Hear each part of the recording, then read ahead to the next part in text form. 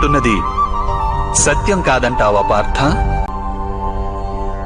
సుఖ దుఃఖే సమే కృత్వా లాభాలాభౌ జయాజయౌ తతో యుద్ధాయ యుజ్యస్వ నైవం పాప మవాప్స్యసి.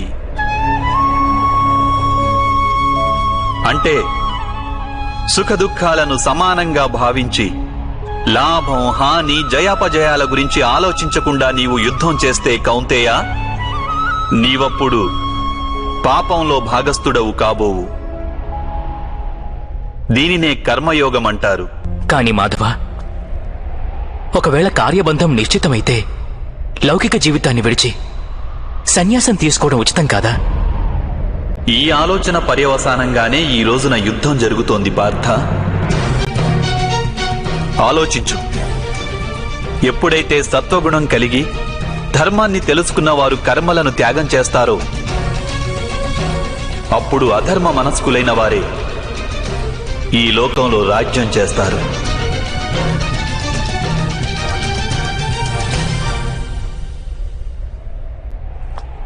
ఒకవేళ మహితాత్ములు లౌకిక జీవితాన్ని త్యజించి ఉండకుంటే ఈరోజు అధర్మం ఇంతగా పెరిగేది కాదు. అలాగే మీ పితృదేవులు ఆనాడు సన్యసించి ఉండకుంటే ఈరోజు బావ యుధిష్ఠిరుడు సుఖంగా రాజ్యం చేస్తుండేవాడు. అలాగే తన ప్రజలకు న్యాయం, ధర్మం గురించిన జ్ఞానాన్ని అందించేవాడు. కానీ బాధాకరమైన విషయం ఏమిటంటే సత్వగుణం నిండిన వారే లోకానికి లాభం చేకూర్చగలరు. కాని వారే సన్యసించాలని ఆలోచిస్తారు. జలం బాష్పంగా మారి ఆకాశానికి చేరుతుంది. ఇక బురద అక్కడే పడి ఉంటుంది.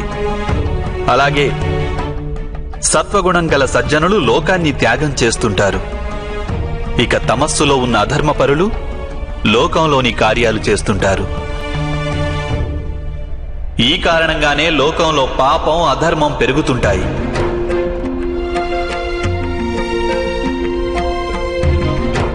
కాని కర్మయోగి ఈ విచిత్ర స్థితి నుండి యావత్ లోకానికి రక్షణనిస్తుంటాడు. కర్మయోగి కర్మ ఫలితాన్ని త్యాగం చేస్తాడు, కాని కర్మలను త్యాగం చేయడు.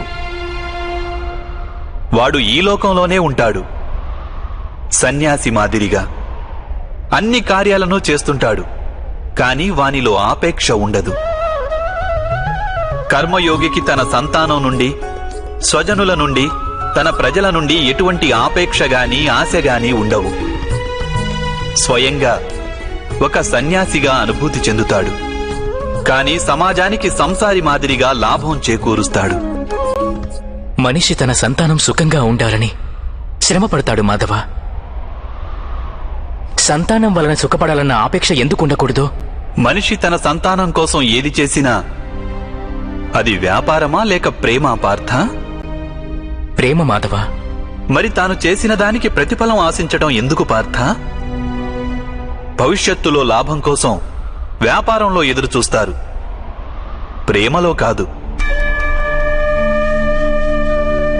ఏ మనిషైతే తన సంతానం యొక్క ప్రవర్తనను తీర్చిదిద్ది సన్మార్గంలో నడుపుతాడో, తన సంతానానికి ప్రేమ, ధర్మ సంస్కారాలను నేర్పుతాడో, అతని సంతానం కూడా ఆ మనిషికి ప్రేమ, సంరక్షణను తప్పక అందిస్తారు.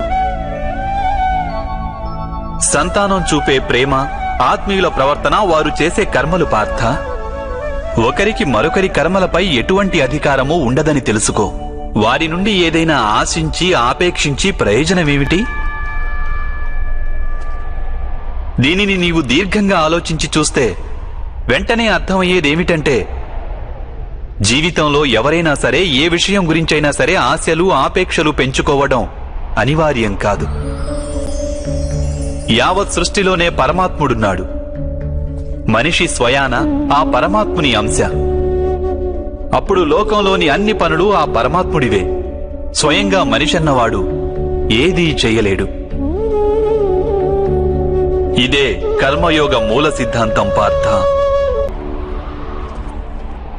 ఇప్పుడు నీవు కూడా కర్మయోగిగా మారి ఈ యుద్ధం చెయ్యక తప్పదు పార్థ. త్రైగుణ్య విషయా వేద నిస్త్రైగుణ్యో భవార్జున నిర్ద్వంద్వో నిత్య సత్వస్థో నిర్యోగ క్షేమ ఆత్మవాన్. మూడు గుణాలను త్యజించి నిర్గుణుడివి అయిపో పార్థ. ద్వంద్వ ప్రవృత్తి నుండి ముక్తి లభిస్తుంది. సత్వగుణంతో విరాజిల్లుతూ పరమాత్మునిపై మనస్సును లగ్నం చేసి నీ కర్తవ్యాన్ని నిర్వహిస్తూ ఉండు. నేను నా బుద్ధిని పరమాత్మపై స్థిరంగా ఉంచి కర్మయోగిగా మారేందుకు మార్గమేమిటి మాధవ?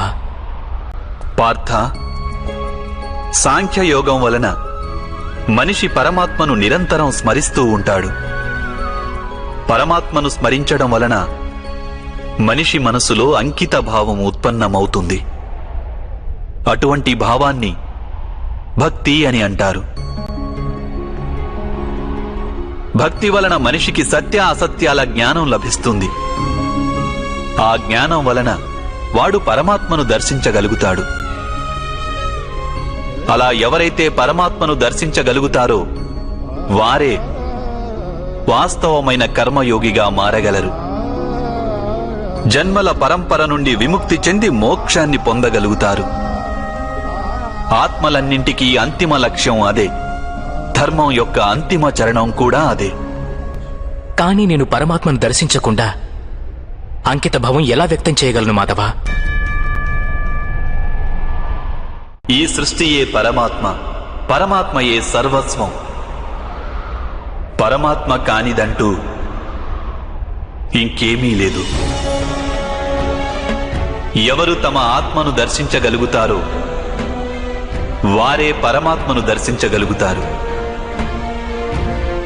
ఏ విధంగా ఉప్పులోని ఒక కణానికున్న రుచి మహాసముద్రపు నీటి రుచికి భిన్నమైనది కాదో, అదేవిధంగా నీ ఆత్మను నీవు దర్శించడం పరమాత్మ దర్శనానికి భిన్నమైనది కాదు.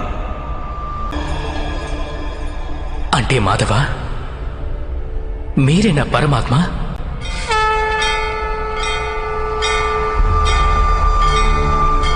అవును పార్థ, నేను పరమాత్మను. నీవు కూడా పరమాత్మవే పార్థ. కానీ నీవు ఇప్పటికీ జాగృతం కాలేదు. నేను ఈ రహస్యాన్ని తెలుసుకున్నాను. అయితే మాధవ, మీ పట్ల అంకిత భావం ఉంటే ఈశ్వరుని పట్ల అంకిత భావం ఉన్నట్లే కదా? అవశ్యం. నా పట్ల ఉన్న అంకిత భావమే పరమాత్మ పట్ల అంకిత భావం. సర్వధర్మాన్ పరిత్యజ్య మామేకం శరణం వ్రజ. సర్వ జగతిని త్యాగం చేసి కేవలం నన్నే ఆశ్రయించు పార్థ.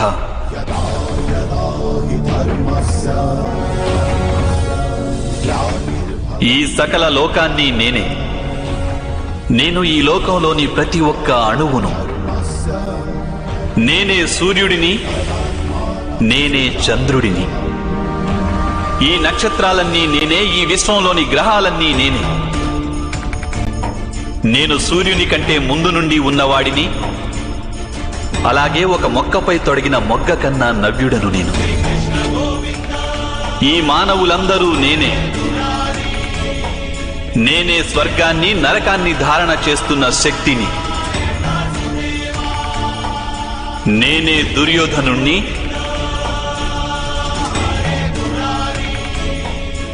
అలాగే అర్జునుడిని కూడా నేనే.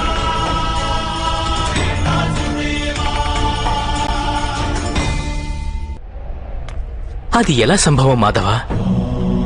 మీరు జన్మించటం పెద్దలు అనేకులు తమ జీవితకాలంలో చూశారు. మేము నవమాసాలు మోసి మీకు జన్మనిచ్చిన మీ మాత జీవించే ఉన్నారు. మీరు పురాతనులు, నాశనం లేనివారు ఎలా అవుతారు? నీవు శరీరాన్ని చూస్తున్నావు, కానీ నేను ఆత్మ గురించి మాట్లాడుతున్నాను. నేను అనేక జన్మలెత్తాను పార్థ. నేను అనేక అవతారాలను ధరించాను. ఎన్నో శరీరాలతో జన్మించాను నేను. అలాగే ఈ మట్టిలో కలిసిపోయాను.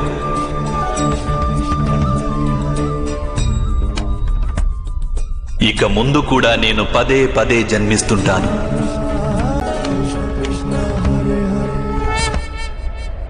యదా యదా హి ధర్మస్య గ్లానిర్భవతి భారత అభ్యుత్థానమధర్మస్య తదాత్మానం సృజామ్యహం.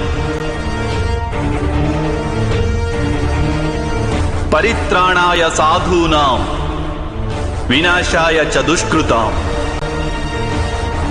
ధర్మ సంస్థాపనార్థాయ సంభవామి యుగే యుగే.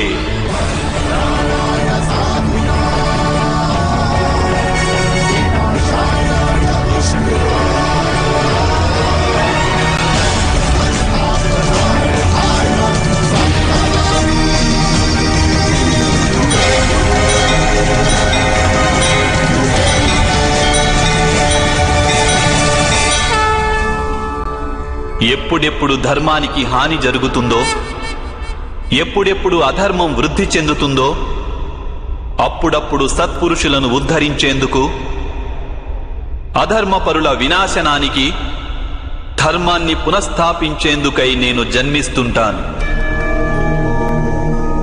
ఇది ప్రతి యుగంలోనూ జరుగుతూ వచ్చింది, అలాగే ఇక ముందు కూడా జరుగుతూనే ఉంటుంది. నేనే నాశనం లేని పరమాత్మను. నేనే మత్స్యావతారాన్ని, నేనే వామనావతారాన్ని, నేనే పరశురాముణ్ణి, నేనే రామావతారాన్ని కూడా.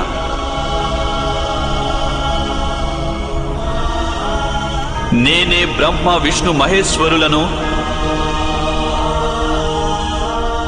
నేనే సరస్వతి లక్ష్మి పార్వతిని కూడా.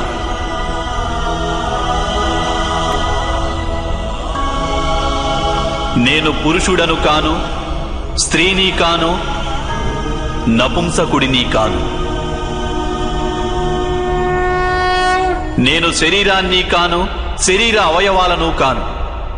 నేను జ్ఞానాన్ని, సృష్టిని, చైతన్యాన్ని. నేను పరబ్రహ్మను. నేనే సర్వస్వాన్ని. అలాగే నేను ఏమీ కాను.